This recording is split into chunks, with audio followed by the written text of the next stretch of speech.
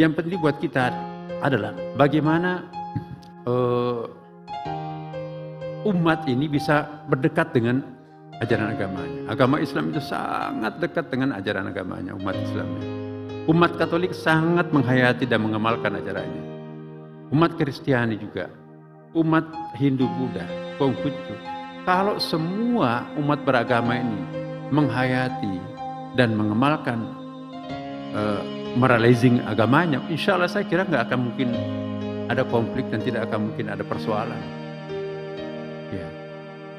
Tapi tidak bisa hanya dengan ukurannya juga penghayatan ini ya. Jadi jangan hanya ini sudah menggunakan penampilan religius. Jadi itu bukan ukuran keberagamaan. Ukuran keberagamaan itu adalah penghayatan terhadap nilai-nilai ajaran agama itu sendiri. Tidak diukur dari pakaian atau penampilan fisik, tapi penghayatan, keluasan dan kedalaman agama itu. Kami sangat yakin bahwa semakin mendalam dan meluas atau semakin komprehensif kita memahami ajaran agama kita masing-masing, itu nggak mungkin ada teroris, nggak mungkin ada garis keras, nggak mungkin ada konflik. Kenapa? Semua agama itu bermuara untuk meningkatkan martabat kemanusiaan. Maka itu semua penafsiran yang sifatnya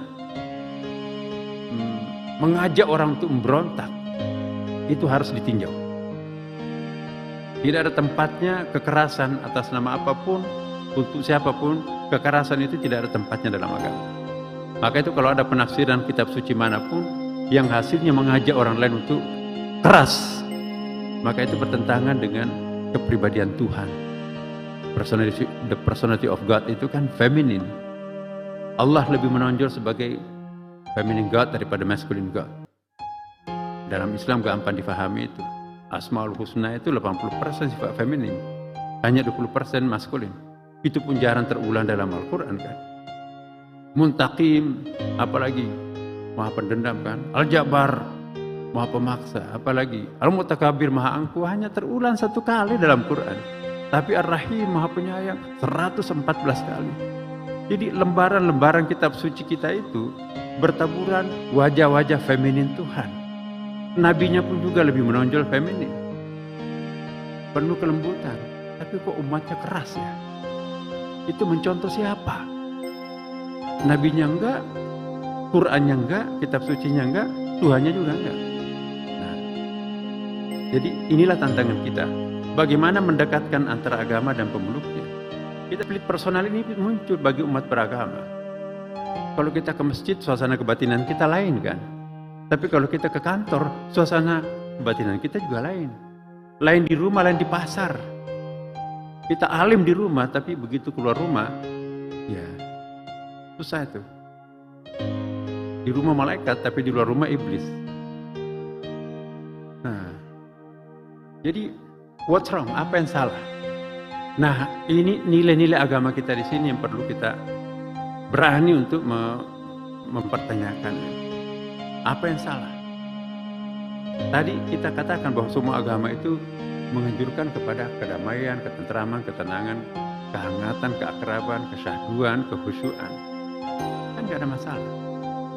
Tapi yang terjadi, begitu kita mengajarkan nilai-nilai agama kepada anak-anak kita mulai dari TK SD, kita menekankan penanaman perbedaan antara satu dengan yang lain. Ya, guru agama Islam, agama yang paling bagus adalah Islam. Inna dina indallah al-Islam dan seterusnya. Yang lainnya tuh sesat dan seterusnya. Alam bawah sadar anak kecil disuguhi doktrin seperti ini, sampai kakek nenek itu nanti ada perasaan berbeda antara satu dengan yang lain. Sama juga agama lain, mohon maaf, Katolik mengajarkan agama ini yang paling baik, Protestan dan seterusnya. Bayangkan kalau doktrin seperti ini masuk ke alam bawah sadar anak kita, dalam masyarakat plural seperti Indonesia ini, itu memang berpotensi untuk menimbulkan masalah. Maka itu saya juga ingin berdiskusi dengan teman-teman semuanya. Mungkin nggak kita melakukan perubahan kurikulum? Kurikulum yang menekankan aspek encountersnya, titik temunya. Kita tidak bermaksud untuk menyamakan semua agama, nanti orang pindah-pindah agama itu bebas ya, enggak. Tapi bagaimana menekankan bahwa kita benar, tetapi orang lain juga belum tentu salah menurut mereka. Ada kan konsepnya lakum dinukum waliyadin, ya kan, itu enak sekali.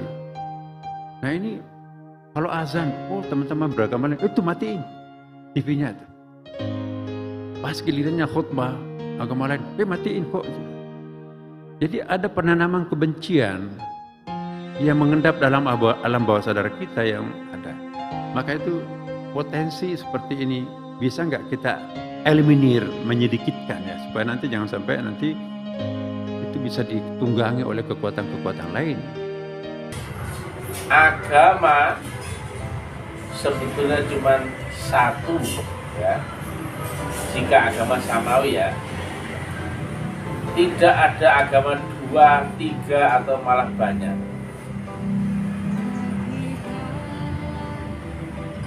Satu, tetapi jika luntur rusak maka diperbarui atau diperbaiki. Nah kalau diperbaiki berarti barangnya ya itu juga ya. Tidak ada agama yang berbeda. Islam, Hindu, Nasrani, Buddha itu satu. Dan kita wajib mengimani rasul-rasul dahulu dan juga kitab-kitab dahulu. Orang Nasrani benar, orang Buddha benar, Hindu benar, Islam pun benar, Kejawen benar, Konghucu benar, asalkan mempunyai 3 rukun syarat. Ada rasulnya, ada wasilahnya, dan ada ayat-ayat khotim. Menjadi salah jika agama itu mengingkari yang 3 tadi, mengingkari yang di zamannya sendiri. Agama ini turun dari Tuhan yang sama ya, Rasulnya sama, prosesnya pun sama. Jadi kalau orang mengkafir-kafirkan orang lain yang mereknya beda agamanya, berarti dia bodoh. Yang kafir bukan agamanya ya, cara prakteknya yang keliru, itulah yang menjadikan orangnya kafir. Tetapi jika kau belum tahu ya tingkatan-tingkatan agama ya, baik rukun syarat Islam ataupun rukun syarat iman, kamu sama halnya orang kafir juga. Jadi sangatlah keliru ya kalau orang Islam mengkafir-kafirkan orang lain. Kau sendiri masih kafir, nggak ngerti ya. Di sini ada yang Nasrani. Tes suara Pak Yudi. Puji Tuhan. God bless you. Haleluya. Boleh nggak bilang haleluya? Boleh. Puji Tuhan. Boleh. Puji Tuhan kepada Allah Bapa? Boleh. Boleh ya. Yang bilang nggak boleh siapa? Ayo. Pasti ulama-ulama yang pendek akal, pendek nalar itu. Berarti kau anggap Tuhannya orang Kristen sama Tuhan lu beda, betul gak? Ini apa? Bel. Ayo bel. Orang lain bilang apa ini?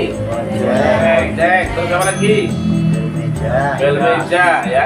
Ini ya sama nggak? Sama. Sebutannya beda boleh nggak? Boleh. Yang penting ketemu ini yang sama. Tuhan disebut Allah boleh nggak? Boleh. Allah? Boleh. Itu dia ya. Tuhan? Boleh. Gusti Allah? Boleh. Boleh ya. Nah sebetulnya begitu ya.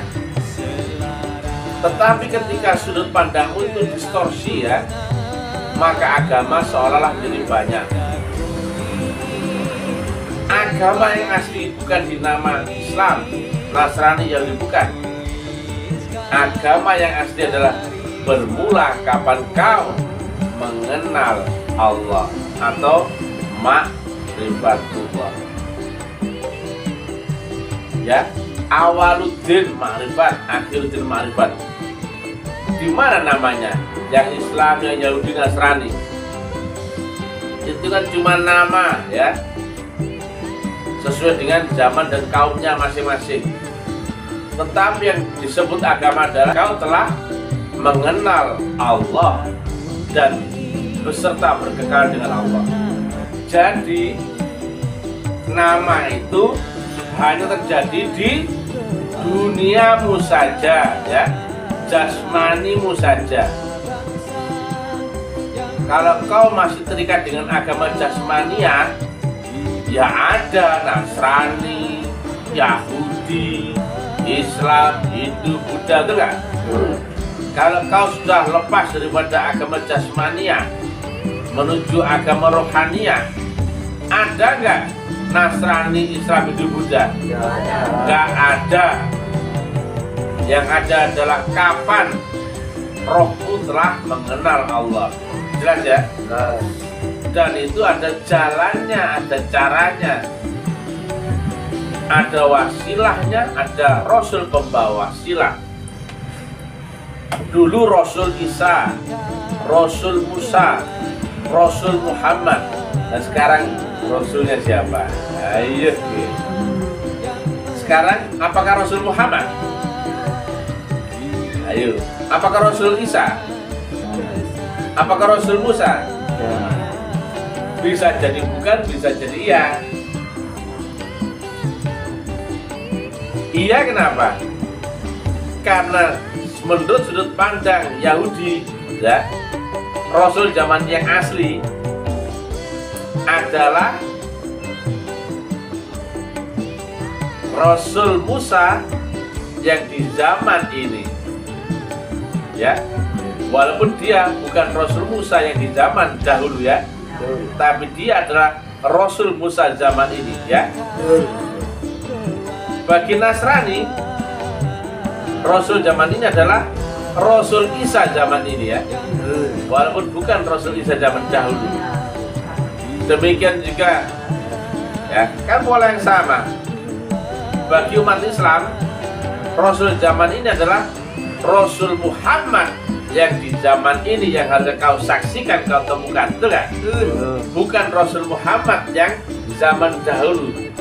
Ngimpi kau bisa ketemu Nabi Muhammad Rasulullah yang di zaman dahulu, kau di zaman ini, betul?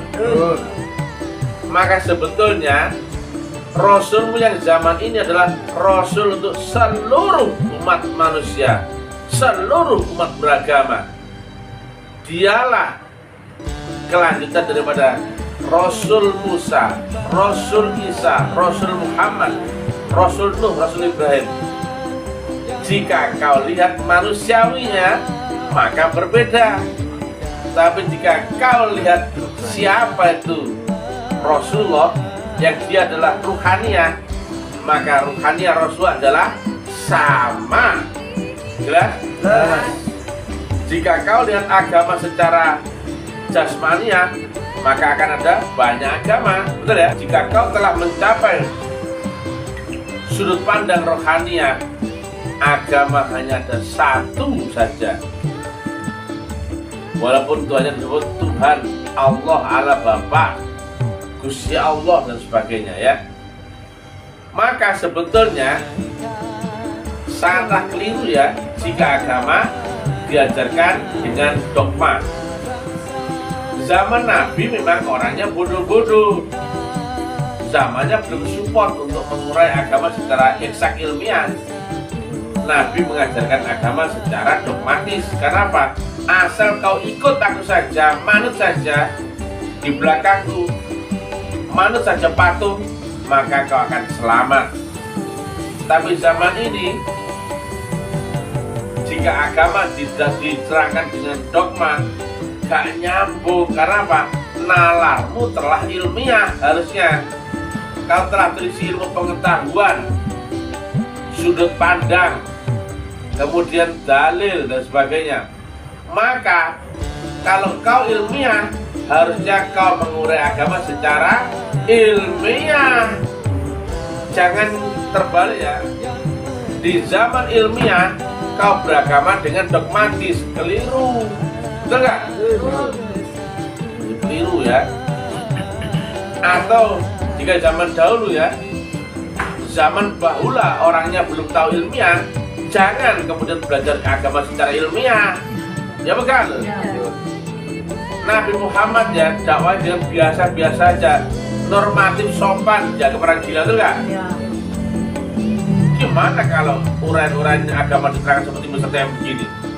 Mana nyambung, betul nggak? Ketika kau telah di zaman ilmiah, yang di situ ilmu pengetahuan populer modern telah mencapai puncak ya, ilmu fisika, matematika, kimia, biologi dan segala macam, maka harusnya kau belajar agama dengan sudut pandang yang ilmiah, eksak, ilmu pasti. Jangan kok kira-kira, mudah-mudahan, andai kata, seumpama, seandainya, wah itu agama khayalan ya. Jadi ayolah ya, gak usah kau sibuk dengan merek agama tertentu ya. Islam hidup budaya cuma syariat saja. Hakikatnya sama nggak? Sama ya. Yang membedakan kau cuma casing luar syariat saja. Islam sama Kristen sama nggak? Sama. Rasulnya sama nggak? Sama. Tuhannya sama nggak? Sama. Ya, Nabi Muhammad ngajarin kamu untuk mengimani Rasul Isa, Rasul Musa, itu enggak? Nabi Muhammad mengajari kamu untuk mengimani kitab-kitab dahulu. Demikian juga Nabi Isa pun mengajarkan kita umat akhir zaman untuk mengimani adanya Rasul Muhammad di akhir zaman. Walaupun disebut Ahmad ya kan dalam Injil ya, Injil kuno, Injil Barnabas. Agama itu bukan untuk satu kaum saja ya, tapi untuk seluruh umat manusia di zaman yang sama. Rasul Isa itu untuk seluruh umat manusia sebagai juru selamat di zamannya. Rasul Musa pun adalah juru selamat untuk seluruh umat manusia di zamannya. Demikian juga Rasul Muhammad. Bunyinya adalah, jangan baca di At-Taubah 128 ya. Rasulun min anfusikum azizun 'alaihi ma antum harisun 'alaikum bil mu'minina raufur rahim, dan terusnya. Seorang utusan di antara kamu, di antara kaummu sendiri, yang sangat berat menanggung derita ya, tapi dia sangat berharap akan keselamatanmu. Nah jadi jangan mau dipecah belah ya, diadu domba ya. Ini adalah proses kerohanian ya. Jangan kemudian kita hanya membahas di ranah akal saja. Kapan kau naik ke alam kerohanian? Rasulnya sama nggak? Sama. Bedanya masih nabinya, betul nggak? Nabi manusianya. Nah ini loh contohnya. Kalau kau bedakan antara Pak Karno dan Pak Harto, beda manusianya. Tapi sama-sama presiden RI nggak? Sama. Kan sama. Sama Mbak Gus Dur? Sama. Bedanya manusianya tok, betul kan? Tapi sama-sama nggak presiden RI-nya? Sama. Kalau kau lihat secara kasat mata jasmaniahnya, kau akan membeda-bedakan orangnya, betul nggak? Tapi kalau kau kenali presidenmu, kau kenali Rasulullahmu, sama nggak itu? Sama. Jadi jangan sempit ya. Kalau umat Hindu boleh nggak masuk target sini? Boleh. Boleh. Buddha? Boleh. Sahadatnya akan bersaksi akan Guru Krishna yang di zaman ini, zamanmu sendiri, itu kan? Sahadatnya akan bersaksi akan Guru Buddha di zamanmu sendiri. Atau umat Nasrani bersaksi akan Guru ya, Rasul Isa di zamanmu sendiri, zaman ini. Atau orang Islam ya, akademi Islam ya, bersaksi akan Rasul Muhammad, sang Nabi Muhammad di zamanmu sendiri. wa asyhadu anna Muhammad Rasulullah, wa asyhadu anna Isa Rasulullah, wa asyhadu anna Musa Rasulullah. Jelas? Sebarkan kemana-mana ya. Ini kabar perdamaian dunia ya. Agama adalah untuk rahmatan lil alamin. It's just the way we